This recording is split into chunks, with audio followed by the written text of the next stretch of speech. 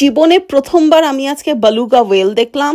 ওরা আমার কল্পনার চেয়েও বড় ছিল। হ্যালো ফ্রেন্ডস, আজকে আমি এসেছি জর্জিয়া অ্যাকুয়ারিয়ামে। মনে হচ্ছে যে আমি পানির নিচে আছি, আন্ডার ওয়াটার।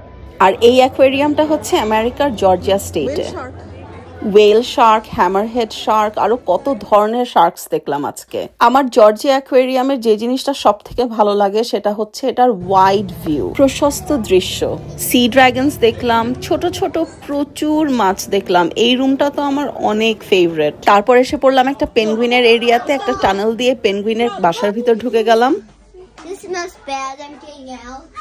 আমরা এখন পেঙ্গুইনের গুহাতে ঢুকে গিয়েছি।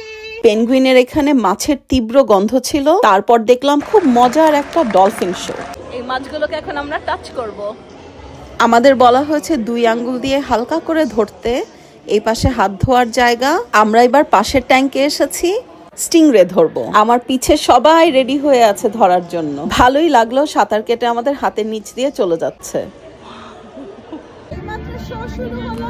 দুটি মেয়ে খুবই সুন্দর এরিয়াল অ্যাক্রোব্যাটস করলো। সত্যি কথা, দেখতে এত ভালো লাগছিল। কিছু ডিফারেন্ট টাইপের শো দেখতে পারলাম আজকে আমরা। সবশেষে গিফট শপ থেকে একটু শপিং করলাম। ভিডিওটি যদি ভালো লেগে থাকে অবশ্যই সঙ্গে থাকবেন। ভিডিওটি দেখার জন্য ধন্যবাদ।